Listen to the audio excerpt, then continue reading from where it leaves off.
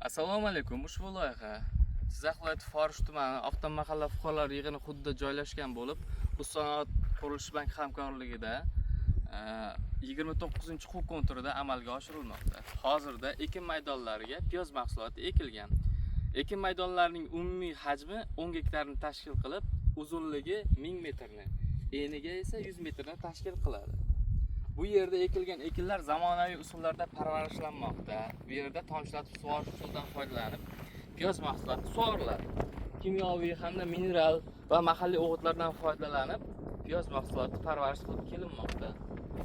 Ushbu loyihaning lider tadbirkorlari Oqton mahalla fuqarolar yig'ini yoshlari kooperativi amalga oshirib kelmoqda. Loyihada asosan 10 gektar yerni o'z ichiga olgan bo'lib, har bir gektarda 10 gektar yerda dehqon xo'jaliklaridan iborat 20 ta yoshlar bo'lib olgan. Bu yerda jami 1 gektardan 35 tonna piyoz mahsulotini olishni reja qilganmiz.